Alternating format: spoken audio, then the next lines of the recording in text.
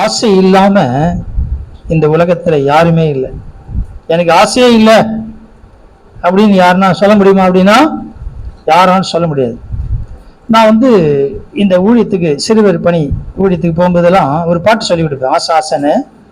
அப்போ நான் அந்த பசங்களுக்காக சும்மா ஃபன் ஜோக்குக்காக என்ன பண்ணா, ஒரு 500 ரூபா நோட்டை எடுத்து அவன்கிட்ட காமிச்சு, ஆசையே இல்லாத ஆள் யாருன்னா இங்க இருந்தீங்கன்னா இந்த 500 ரூபாயை வாங்கிக்கலாம் அப்படின்னு. எவனா 2 பேர் 3 பேர் ஏன் நிற்பான், எனக்கு கொடுங்க. உங்களுக்கு தான் ஆசையே இல்லை, எது என்கிட்ட வாங்குற காசு? அவனுக்கு ஐயோ ஆமா, இப்போ ஆசை இல்லைன்னா என்ன பண்ண முடியாது, காசை வாங்க முடியாது. இப்போ ஆசை இருக்குதுன்னு ஒத்துக்கினா அப்பயே வாங்க முடியாது. ஆசை இருக்குது ஆனால் கொடுக்க மாட்டாரு. அப்புறம் அந்த பாட்டை சொல்லி கொடுப்பேன். இப்போ இங்க ஆசை, முதல்ல ஆசை என்ற வார்த்தையை பிதாவாகிய தேவன் தான் சொல்றார், மனுஷனுக்கு சொல்றார். ஆதியாகமம் 3 அதிகாரம் 16ஆம் வசனம், 3:16. அவர் ஸ்திரீயை நோக்கி, நீ கர்ப்பவதியாய் இருக்கும்போது உன் வேதனையை மிகவும் பெருக பண்ணுவேன், வேதனையோடைய பிள்ளை பெறுவாய், உன் ஆசை உன் புருஷனை பற்றி இருக்கும், அவன் உன்னை ஆண்டு கொள்ளுவான் என்றார். ஆமா, இதான் முதல்ல ஆசை என்று தேவன் சொன்ன வார்த்தை. இங்கதான் ஆசை. அப்ப அவளுக்கு என்ன இருக்குதுன்னா, உன் ஆசை உன் புருஷனை பற்றி இருக்கும். என்ன ஆசை? இப்போ அது எப்போ சொல்றான்னா, பிரெக்னன்ட் ஆகி அந்த பெர்த், சைல்ட் பெர்த், பிறப்பு சமயத்தில் சொல்றாரு. அது வேதனையான சூழ்நிலை, வேதனையோடு பிள்ளை பெறுவோம். ஆனாலும் அதுக்காக குழந்தை வேணாம் அப்படின்னு நினைக்கிறது இல்லை. அந்த ஆசை இருக்கும். உனக்கு புருஷனை மேல் உனக்கு ஆசை இருக்கு, அந்த புருஷனை பற்றிய ஆசை. நான் எல்லா ஆசை கொடுத்து பேச முடியாது. என்னென்ன ஆசைலாம் இருந்துச்சு அப்படின்னா நிறைய இருந்துச்சு. நான் சிலதை மட்டும் சொல்றேன் உங்களுக்கு. இறைச்சி சாப்பிடணுன்ற ஆசை இருந்துச்சு, ஸ்திரீகள் மேல் ராஜாவுக்கு ஆசை இருந்துச்சு, பொருள் மேல ஆசை இருந்துச்சு, சேபாராஜ்க்கு துன்மார்க்குடைய ஆசை இருந்துச்சு, நீதிமானுக்கும் ஆசை இருந்துச்சு. இப்படி பலருடைய ஆசை குறித்து வேதத்திலே நாம் என்ன செய்யறோம், வாசிக்க முடிகிறது. இப்படி இந்த ஆசை பிதாவாகிய தேவனே சொல்லிட்டார், உங்களுக்கு ஆசை இருக்கும்னு சொல்லிட்டார். இந்த ஆசையானது புருஷனை பற்றி இருக்கும், அவ்வளவுதான் இருந்துச்சு. அதன் பிறகு ஒவ்வொன்றா வர ஆரம்பிச்சது. பொருள் மேல ஆசை வந்தது, ஸ்திரீகள் மேல ஆசை வந்துச்சு, இறைச்சி மேல ஆசை வந்துச்சு. இப்போ அவங்களுக்கு வெளியே வந்துட்டாங்க இல்லையா, அவங்களுக்கு இறைச்சி மேல ஆசை இருந்திருக்குமா அப்படின்னா இல்லை. கறிமீன் நம்ம சாப்பிட்றதுக்கு வாய்ப்பு இல்லை, வெஜிடேரியன். நோவா காலம் வரைக்கும் வச்சிருந்தா, அப்புறம் அவன்கிட்ட சொல்றேன், சரி எப்படியா சாப்பிடுங்க எதுனா அப்படின்ட்டார். அப்போ அதுக்கு முன்னால இந்த விஷயங்கள்லாம் இல்லை, பெருசா இல்லை. ஒருவேளை பொருள் மேல் ஆசை, தங்கம் வெள்ளி இதெல்லாம் இருக்குது இல்லையா, அது மேல ஆசை வந்துச்சு.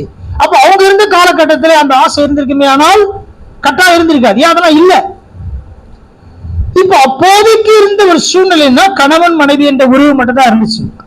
அதுக்கப்புறம் குழந்தை பிறகுது, அந்த ஆசை மட்டும் இருக்கும். அதுக்கு அப்பாற்பட்ட ஆசையெல்லாம் எப்போ வந்தது அப்படின்னா, இந்த உலகத்தில் அவர்கள் உலகத்தை தோன்றாங்க, மண்ணை தோன்றான், கல்லை தோன்றான், மற்ற காரியங்கள்லாம் கண்டுபிடிக்க அறிவு பெருகுது. அறிவு பெருக பெருக பெருக இந்த உலகத்தின் மேல், பிரபஞ்சத்தின் மேல் ஆசை வர வர வர வர என்ன செய்தான்னா, இது முழுக்க முழுக்க தேவன் மேல இருந்து, அந்த தேவன் சொன்ன அதிலிருந்து விலகி எல்லாவற்றின் மேல் ஆசை வந்துச்சு. உண்மைதானா? ஆசை வந்துச்சா? எல்லாவற்றும். சில ஆசைகளை மட்டும் நம்ம பார்க்க போறோம். சில ஆசைகள், பண ஆசை. இப்ப அப்ப பணம் இருந்துச்சா? இல்லை, பணமே கிடையாது. பணம் என்ன தெரியாது. ஆதாம் மட்டும் போய் உனக்கு பண ஆசை சொன்னா என்ன சொல்லுவாரு? தெரியலன்னுவார். உனக்கு பொருள் மேல ஆசை, நகை மேல ஆசைக்குதுன்னு சொன்னா சொல்லுவாரு, எனக்கு தெரியலன்னுவாரு. அப்படி ஒண்ணு இருக்குதா? ஆனா இன்றைக்கு எல்லாம் வர வர வர வர மனுஷனுக்கு எல்லாம் மேல ஆசை வந்துச்சு. நல்லா கவனிங்க, இதெல்லாம் ஏன் வந்தது? இந்த தங்க நகை, உடைகள், விதவிதமான உடைகள், தங்கம் வெள்ளி பொண்ணு, இடம், வீடு, சொத்து, பொருட்கள், ஏசி, ஃப்ரிட்ஜு, வாஷிங் மிஷின், இதெல்லாம் ஏன் வந்தது? மனுஷனுக்கு தேவை, அதனால வந்தது. இப்ப இதெல்லாம் இல்லாம வாழ்ந்தாங்களா அப்படின்னா வாழ்ந்தாங்க. நல்லா இருந்தாங்க, ஹெல்த்தியா இருந்தாங்க, சுகமா இருந்தாங்க, மகிழ்ச்சியா இருந்தாங்க, ரொம்ப நல்லா இருந்தாங்க. ஆனா இதெல்லாம் வர வர வர வர பிசாசு என்ன பண்ணா, அவருக்கு இது மேல ஒரு ஆசை உண்டாக்கி, ஆசைக்கு மேல ஆசை வர வர வர என்ன செஞ்சனா, தேவனை விட்டு பிரித்து விட்டான். பிரித்து என்ன செய்தான், இந்த பிரபஞ்சத்தின் மேலே ஆசை இருந்தான். நல்ல கவனிங்க, இந்த பிரபஞ்சத்தின் உள்ள காரியம் மேல எனக்கு ஆசையே இல்லைன்னு யாரு இருக்கிறான்? உலகத்துல யாருமே கிடையாது. எல்லாருக்கும் ஆசை இருக்கு. கொஞ்சம் இது இருந்தா போதும் அப்படின்னு நினைப்போம். அது கிடைச்ச பிறகு என்ன நினைப்போம், இதை விட கொஞ்சம் பெருசா இருந்தா நல்லா இருக்குமே, அதுவும் கிடைக்குது. இன்னொரு இருந்தா நல்லா இருக்குமே, இப்படி இருந்தா நல்லா இருக்குமே, ஒரு 4 செட் இருந்தா போனேன், 4 செட் ட்ரெஸ் இருந்தா போதும், இது கிழிஞ்சு போட்டே போட்டுக்குது, கஷ்டமா இருக்குது, அப்படிதான் ஆரம்பிக்குது. 4 செட்டு வந்த பிறகு மனசு திருப்தி ஆகுதா? ஆகாது. இது இல்ல, இதெல்லாம் இல்லவே என் வாழ்க்கையில அப்படி சொன்னீங்கன்னா வேற ஒண்ணுல இருக்கும். நீங்க பரவாயில்லன்னு திருப்தி ஆகிடாதீங்க, சந்தோஷப்படாதீங்க, வேற ஒண்ணுல மாட்டி இருப்போம் நம்ம. இதுல என்ன வேற, அது பொருளா இருக்கும். இப்படிதான் உலகத்தின் மேலே நமக்கு ஆசை என்ன செய்யுது, வந்துனே இருக்குது. இப்ப புதிய உடன்படிக்கையின் நாட்களில் நமக்கு கொடுக்கப்பட்ட இந்த புதிய ஏற்பாடு, புதிய உடன்படிக்கை புத்தகம், இப்ப அந்த நாட்களை நீங்க வைங்க, இப்ப இருக்கிற நாட்களை கம்பேர் பண்ணி பாருங்க. அதுக்கு இதுக்கு எதனா சம்பந்தம், ரொம்ப சம்பந்தம் இல்ல. அந்த நாட்கள் வேற, இந்த நாட்கள் வேற. ஒன்னும் ஒரு 20 வருஷத்துக்கு முன்னால எப்படி இருந்துச்சு, இப்ப எப்படி இருக்குது, 10 வருஷம் கழிச்சு எப்படி இருக்க போகுது, காலம் மாறினே இருக்குது, உலகம் மாறினே இருக்குது, உலக சூழ்நிலை மாறுது, மனிதனுடைய தேவைகள், மனிதனுடைய ஆசை பெருகினே போகுது, கட்டுப்படுத்த முடியாத நிலைக்கு போகுது. ஆசை என்ன பண்ண முடியல, கட்டுப்படுத்த முடியல. எனக்கு தெரிஞ்சு அந்த காலத்தில் இருந்த ஒரு திருப்தி, வேலை, அதுக்கப்புறம் ஊழியம், இப்படிப்பட்ட ஒரு திருப்தி இருந்துச்சுல, இன்னைக்கு இல்ல. இன்னைக்கு எவ்வளவு சம்பாதித்தாலும் இன்னும் கொஞ்சம் சம்பாதிக்கலாமா அப்படின்னு மனதுக்கு போயிடுச்சு. அது என்னன்னா, பணம் ஆசைனாலே இன்னும் கொஞ்சம் சம்பாதிக்கணும், இன்னும் கொஞ்சம் சம்பாதிக்கணும், கொஞ்சத்துல நான் திருப்தியா இருக்கிறேன். அதுதான் நமக்கு சமாதானமும் மகிழ்ச்சியான வாழ்க்கையா இருக்கும். நீங்க தேட தேட தேட ஒரு காலகட்டத்தில் தேவனை விட்டுட்டு தேடி இருப்பீங்க. ஆண்டை விட்டுட்டோம், அவருடைய பிரசனத்தை விட்டுட்டோம், தேவனுடைய ஐக்கியத்தை விட்டு எல்லாம் விட்டு என்ன செய்வோம், பணத்துக்காக தேடினே ஓடுவோம். பணம் பணம் பணம் ஓடினே இருக்கும் வாழ்க்கை. இதுதான் அப்போஸ்தலன் பவுல் சொல்றார். அவருக்கு ஒரு ஆசை இருந்துச்சு. பவுல் தீமோத்தேயுக்கு எழுதுறார். தீமோத்தேயு 6ஆம் அதிகாரம் 10ஆம் வசனம். பண ஆசை எல்லா தீமைக்கும் வேறா இருக்கிறது. சிலர் அதை இச்சித்து விசுவாசத்தை விட்டு வழுவி அநேக வேதனைகளாலே தங்களை உருவ குத்தி கொண்டிருக்கிறார்கள். அவன் பண ஆசை குறித்து இவர் என்னெல்லாம் சொல்றாரு? பண ஆசை எல்லா தீமைக்கும் வேறா இருக்கிறதுன்னு சொல்றாரு. அதோட நிறுத்திட்டாரா அப்படின்னா இல்ல. அடுத்தது என்ன சொல்றாரு? விசுவாசத்தை விசுவாசத்தை வழுவி போக செய்கிறது. உண்மைதானா? பண ஆசை உள்ள வந்துச்சு அப்படின்னா எல்லா தீமைக்கும் அது வேறாய் மாறிவிடுகிறது. அது என்ன செய்தான்? ஆசைக்கு முன்னால் இருந்த விசுவாசம் எப்படி இருந்தது, ஆசைக்கு பின்னால விசுவாசம் எப்படி இருக்குது?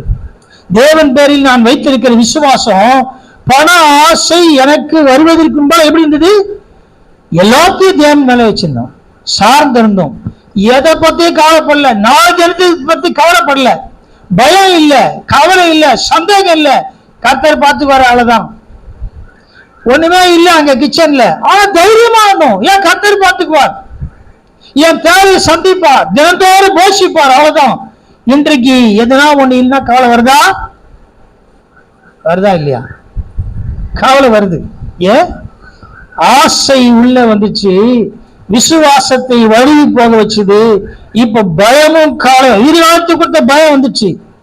ஒண்ணு இல்லாதப்ப பயம் இல்லை, ஆனா எல்லாம் சேர சேர ஆசை வர வர வர பயம் வந்தது, கவலை வந்தது, விசுவாசம் வழிவிச்சு. இப்ப விசுவாசிக்கவே முடியல. ஏன்? எல்லாம் நான் பார்க்க வேண்டிய நிலை ஆயிடுச்சு. ஒரு காலத்தில் தேவனை வைத்த விசுவாசால தேவன் பார்த்துக் கொள்வார் என்ற அல்லது தேவனே பார்த்து கொண்ட வாழ்க்கை ஏன் கண்ட்ரோல் கொண்டு வந்துட்டேன். இப்ப நான் பார்த்து கொள்ள வேண்டும், நான் செய்யணும், நான் தான் பிரயாசம் பண்ணணும், நான் தான் சம்பாதிக்கணும், நான் தான் கட்டணும், நான் தான் அவன் நிலைக்கு வரும்பொழுது விசுவாசம் இருக்கும் நினைக்கிறீங்களா? விசுவாசம் வழி போயிடுச்சு. அடுத்த பகுதி வாசிங்க, சத்தமா வாசிங்க. அநேக வேதனைகளாலே உருவ குத்தி கொண்டிருக்கிறார்கள்.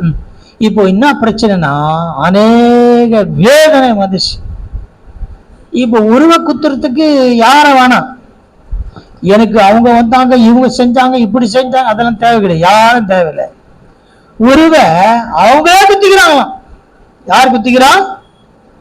ஆசை வந்துச்சுல்ல, அது கொஞ்சம் கொஞ்சமா ஒவ்வொரு காரியமா கொண்டு வந்து கடைசியில உருவ குத்தி கொள்ளும்படி செய்கிறது. இருக்கிறது போதும், அவ்வளவுதான், இருக்கிறது போதும். என்னை பொறுத்தவரைக்கும் நான் அடிக்கடி யோசிப்பேன், எனக்கு வந்து ஆண்டவர் என் நினைச்சது நல்லதான் வச்சுக்கிறாரு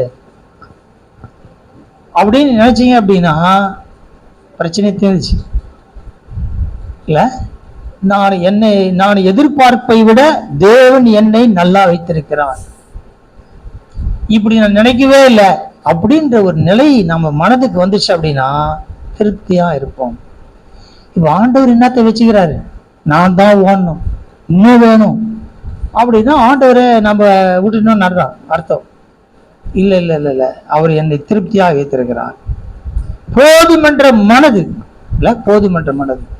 இப்போ நாம் வந்து இந்த மனசு இல்லை அப்படின்னா நிறைய விஷயம் முதல்ல நம்ம விசுவாசம் இழந்துருவோம்.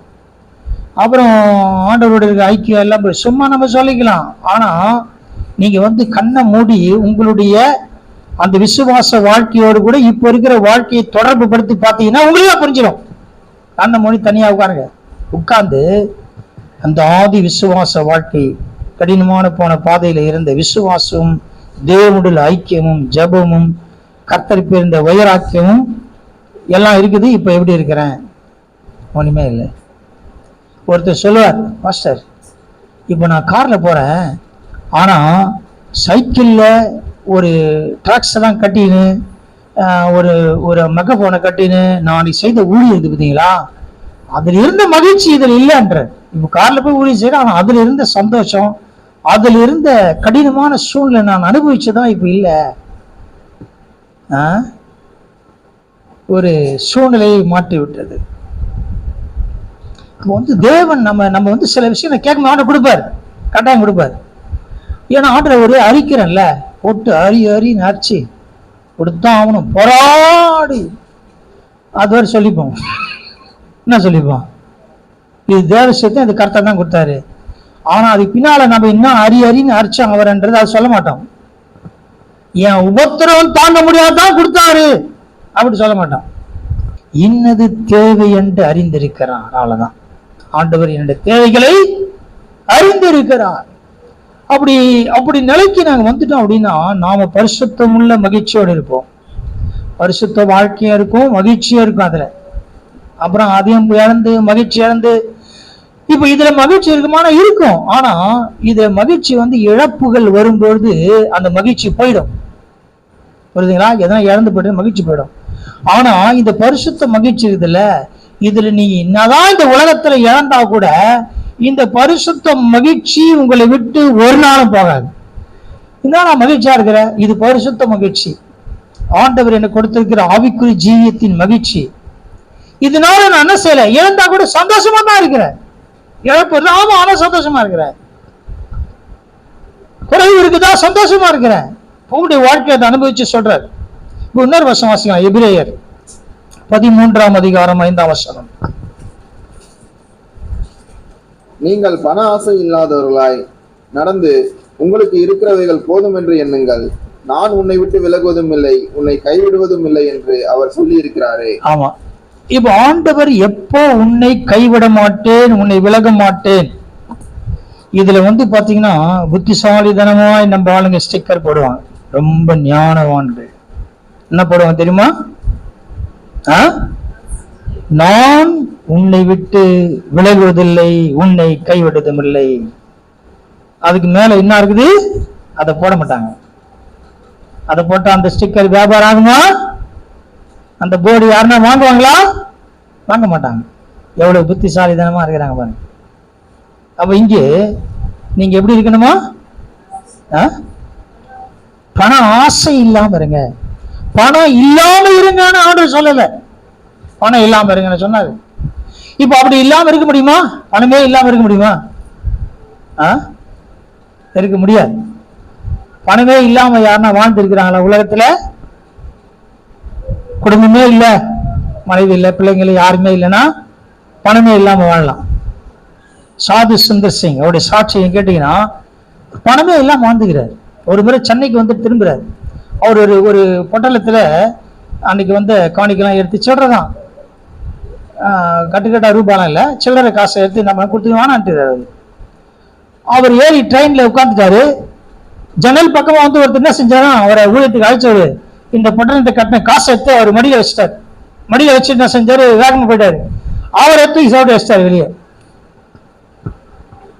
தூக்கி வெளியே வச்சிட்டாரு. அதை அந்த காசு பிளாட்ஃபார்ம்ல வெளியே சதறிச்சு. அப்புறம் பொறிக்கிறதுன்னு போயிருப்பார்.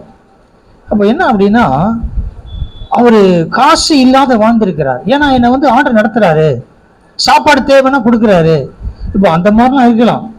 குடும்பம் என்பது வாழ முடியாது. தேவை இருக்குது, சம்பாதிக்கணும், குடும்பத்தை கவனிக்கணும், பிள்ளைகளை கவனிக்கணும், எல்லாம் இருக்குது.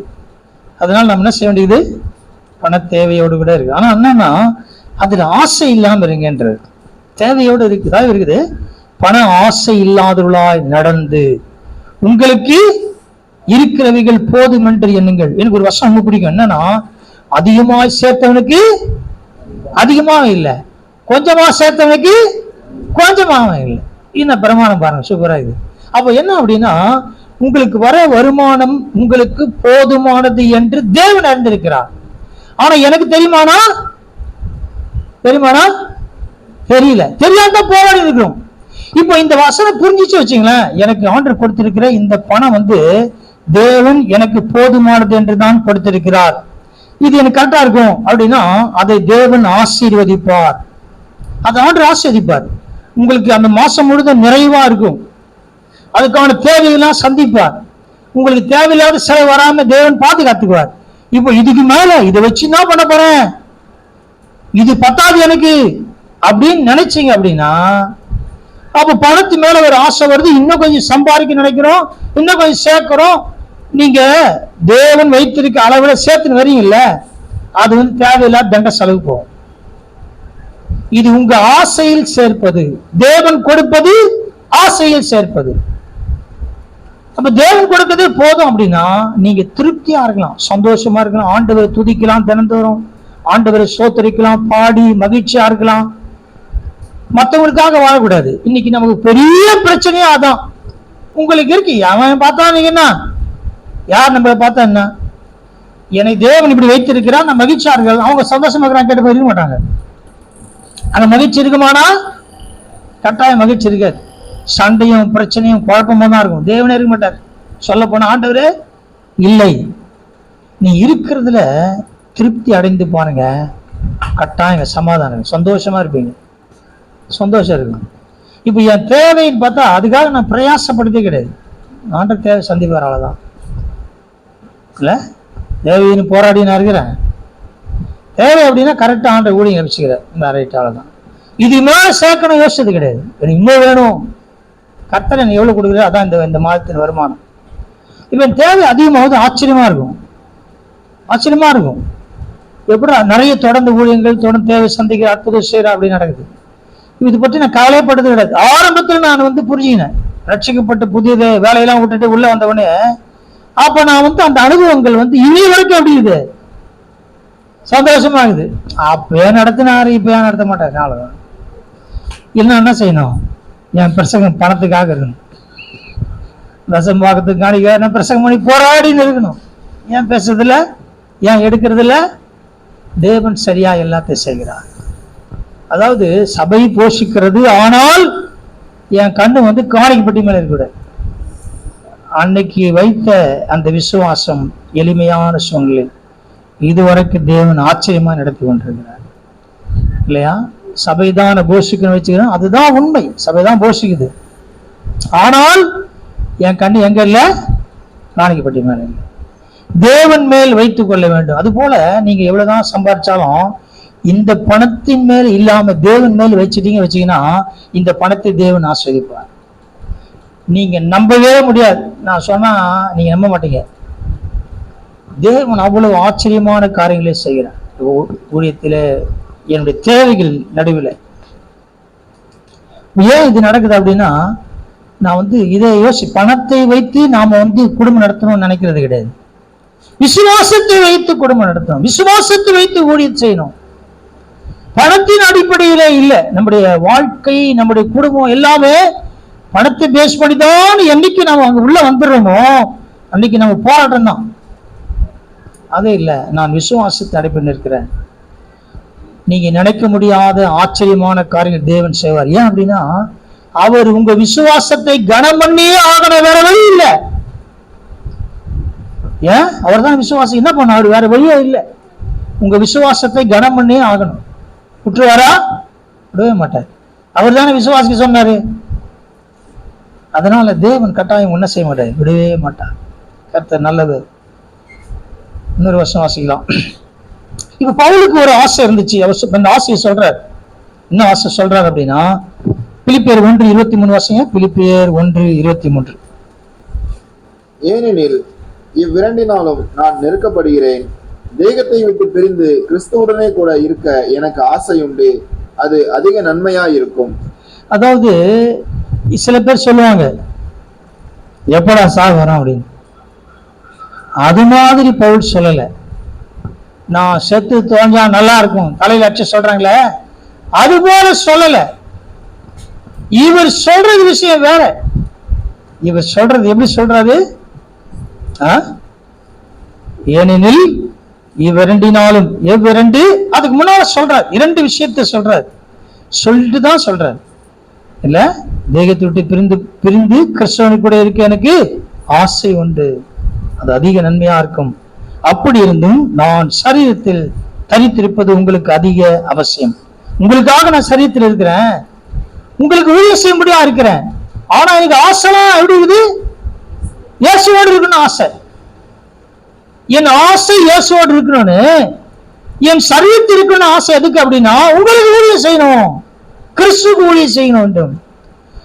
இப்ப அவர் எப்படி போனார் அப்படின்னா, தலை வெட்டப்பட்டு போயிருக்கிறார். தலை வெட்டப்பட்டு மரித்து கிறிஸ்துவோடு கூட அவர் போயிருக்கிறார். இங்க பவுலுடைய ஆசை எதற்காக இருக்கணும் இந்த உலகத்துல ஆசைப்படுறாரு? கிறிஸ்துவுக்காக இருக்க வேண்டும் என்று ஆசைப்படுகிறார். கிறிஸ்துவோடு இருக்க ஆசைதான். இந்த உலகத்துல இருக்கிறது எனக்கு ஒரு ஆசை இருக்குதுன்னா ஏன் ஆசைப்படுறேன்னா, அவருக்காக வாழ்வதற்காக, கிறிஸ்துவுக்காக வாழ்வதற்காக தான் நான் இந்த மாம்சத்தில் இருக்க விரும்புகிறேன், ஆசைப்படுறேன். மற்றபடி இல்லைன்னா வேற ஆசை எனக்கு இல்லைன்ற, வேற மாதிரி எனக்கு ஆசை இல்லை. அப்ப இந்த உலகத்தை நான் இந்த சரீரத்தில் இருக்கிற இந்த உலகத்தை அனுபவிக்கணும்னு ஆசை இல்லை. இப்போ இந்த உலகத்துல அனுபவிக்கணும்னு ஆசை இருக்குதா இல்லையா? இப்ப நம்ம நிலைமை எப்படி இருக்குது யோசிச்சு பாருங்களேன். நம்ம சொல்ல முடியுமா, நான் இந்த சரீரத்தில் ஏன் இருக்கிறேன்னா கிறிஸ்துவோடு வாழ்வதற்காக தான், கிறிஸ்துவுக்காக ஏதாவது செய்வதற்காக தான், அவருக்கு சாட்சி அளிப்பதற்கு தான் நான் இந்த உலகத்துல சரீரத்தில் இருக்க விரும்புகிறேன். எங்க சொல்ற மாதிரி இருக்குது. இன்னொரு வருஷம் வாசிக்கலாம். 3ஆம் அதிகாரம் 12ஆம் வசனம். 3:12. நான் அடைந்தாயிற்று அல்லது முற்றிலும் தீர்ந்தவன் ஆனேன் என்று எண்ணாமல், கிறிஸ்து இயேசுவினால் நான் எதற்காக பிடிக்கப்பட்டேனோ அதை நான் பிடித்துக் கொள்ளும்படி ஆசையாய் தொடர்கிறேன். ஆமா, ஆசையாய் தொடர்கிறேன். கிறிஸ்து என்னை எதற்காக பிடித்தாரோ அதை பிடித்துக் கொள்ளும்படியா, அதான் ஒரே ஒரு நோக்கத்தோடு இருக்கு. அப்ப என்ன ஆனாலும் சரி, என் வாழ்க்கையில என்ன நடந்தாலும், இன்னும் போராட்டம் வந்தாலும், இன்னும் பிரச்சனை வந்தாலும், நான் பிடிச்சிருக்கல அதை விடவே மாட்டேன்றார். அப்படி பிடிச்சுன்னு நான் என்ன பண்றேன், ஆசையா போறேன். இப்ப நம்ம அதை பிடிய விட்டுட்டு என்ன செய்யறோம், வேற எதையோ பிடிச்சு நிக்கிறோம். கரெக்டா தான் பிடிச்சோம், ஆரம்பத்துல நம்ம கரெக்டா பிடிச்சிட்டோம், பிடிச்சுன்னு வந்தோம், 2 தாவ என்ன பண்ணோம், விட்டுட்டு வேற எங்கேயோ வேற எதோ பிடிச்சு நிக்கிறோம். லூக்கா 22க்கு வாசிக்க டைம் இல்லை. இயேசு கிறிஸ்து தன்னுடைய ஆசையை சொல்லுகிறார். அதன் பிறகு பவுலே தீமோத்தேயு 2 தீமோத்தேயு 4:10 சொல்ற, பிரபஞ்சத்தின் மேல் ஆசை வைத்து நல்லதா இருந்தேன், இந்த பிரபஞ்சத்தின் மேல் ஆசை வைத்து போயிட்டாங்கன்னு சொல்லி அங்க சொல்றாரு. தாவீதுக்கு ஒரு ஆசை இருந்துச்சு, அவர் ஆசையை 63:2 சொல்ற, பார்க்கணும், உங்களை பார்க்கணும் ஆசை ஆண்டவரே அங்க சொல்றாரு. ஆபிரகாமுக்கு ஆசை இருந்ததை குறித்து இயேசு கிறிஸ்து சொல்றார் யோவான் 8:56, என் நாளை காண ஆசையா இருந்தான். ஆபிரகாமுக்கு ஆசை இருந்தது பாருங்க, மோசேக்கு ஆசை இருந்தது. இது அப்போஸ்தலர் 13:7 வசனத்தை கேட்க ஆசையா இருந்தார்கள். எத்தனை பேர் சொல்ல முடியும் வசனத்தை கேட்க ஆசையா இருக்கிறேன்? வசனத்தை கேட்க ஆசையா இருக்குதா? ஆசை இருக்குது. இப்ப ஆசை இருக்குது அப்படின்னா நாம் என்ன செய்வோம்? அதை நம்முடைய வாழ்க்கையில நடைமுறைப்படுத்துவோம். கடைசியா கலாத்தியர் 5:24 கிறிஸ்துவுடைய தங்கள் ஆசை இச்சைகள் என்ன பண்ணிருக்காங்களா? சிலுவையில அறைந்திருக்கிறார்கள். சிலுவையில் எல்லாத்தையும் என்ன செய்தேன்? அரைஞ்சிட்டேன் அப்படின்னா பிரச்சனை இல்லாம வாழலாம், மகிழ்ச்சியா வாழலாம். இன்னைக்கு ஏன் மகிழ்ச்சி இல்லை? பயம், குழப்பம் இல்லை, ஒரு நம்பிக்கை இல்லாத நிலைக்கு சில வேலை போயிடும். என்ன நடக்குமோ அப்படிதான். நல்லா கவனிங்க, உங்க வாழ்க்கை எப்படி இருக்கிறதோ உங்க பிள்ளைகளுடைய வாழ்க்கை அப்படிதான் இருக்கும். நீங்க இப்படிப்பட்ட ஒரு ஆசை, தேடுதல் இதெல்லாம் உங்களுக்குள்ள இருந்துச்சு அப்படின்னா உங்க பிள்ளைகளும் அதை தான் ஃபாலோ பண்ணி வருவாங்க. பண ஆசை உங்களுக்கு இருந்துச்சுன்னா பிள்ளை, நீங்க பண ஆசை இல்லையா ஆண்டவர் தெரிஞ்சனால தான். இப்போ அது ஒருவேளை பிள்ளைங்களுக்கு இருக்குது வச்சுங்களேன், ஒரு நாள் புரிஞ்சுப்பாங்க. முட்டாள்தனமா ஆசைப்பட்டுக்கிறேன். நம்ம என்னுடைய பெற்றோர் அப்படி இல்லையே, பணத்துக்காக ஓடினாங்க, பண ஆசையா இருந்தா வாழ்ந்தாங்க, பணத்தை பத்தி யோசிக்கலையே, கர்த்தர் பார்த்துக்கொண்டு தான் வாழ்ந்தாங்க. நம்ம ஏன் அப்படி இருக்கிறோம்? ஒரு காலகட்டத்தில் மனம் திரும்புவோம், அவருக்காக நம்ம திரும்ப கூடாது. நாம் இருக்கிறத நிக்கணும். இதுதான் வாழ்க்கை, இதுதான் கரெக்ட் நெல், கர்த்தர் எல்லாம் செய்வார். அதாவது என்னதான் இருந்தாலும் நம்முடைய வாழ்க்கையில அந்த நான் ஏற்கனவே சொன்னல, இதுதான் தேவன் எனக்கு கொடுத்தது, இதுல திருப்தி இல்லை அப்படின்னா ஆண்டவரை தொந்தரவு பண்ணி வாங்கி நீங்க அனுபவிக்கிறதுல கட்டாயம் திருப்தி இருக்காது. இதுல திருப்தி இருந்துச்சு அப்படின்னா எல்லாவற்றிலும் திருப்தியா இருக்கும். திருப்தியா இருக்கிறேன், தேவன் கொடுத்தது கொஞ்சத்துல திருப்தியா இருக்கிறேன். ஜெபிப்போம். பிதாவே, இந்த நல்ல வேலை கண்டு செலுத்தி தாழ்த்தி கொண்டு கரத்துல போகும். ஆண்டவரை கர்த்தருடைய கிருபையில பிரசன்னம் ஆண்டவரையே எங்களுடைய தயவு கண்டு செலுத்துறோம். தேவனை கத்த இந்த வாரம் முழுமையும் இவளை பாதுகாத்துக் கொள்ளுங்க. நம்முடைய பிரசன்னம் கூட இருக்கட்டும். இந்த வாரம் முழுமையும் நல்ல சுகபல நாளைக்கு தாங்க. பிரயாணங்கள் எல்லாம் நம்முடைய கரம் இருந்து நடத்த ஜெபிக்கிறோம். வேலை காலையில பொறுப்படுத்திக் கொள்ளும். பலவீனத்தோடு இந்த ஊரையும் கத்த சுகமாக்கி அனுப்பும். ஆண்டவரே, உடைய தேவையில்லாத செலவினங்கள், அலைச்சலுக்கு பலவீனங்கள் சொல்ற நீங்களாக்கும். நம்முடைய பிரசன்னம் கூட இருக்க முடியாம ஜெபிக்கிறான். ஆண்டவரே ஆஸ்வதிங்க, காத்துக்கொள்ளும். உடைய பிரயாசத்தை பண்ணை காத்து கத்த வாங்கி ஆஸ்வதி பண்ணலை தாரும். எல்லாத்தையும் செலுத்துகிறோம். இயேசு கிறிஸ்துவின் வல்லமையுள்ள மாறாத ஜெபிக்கல பிதாவே, ஆமென்.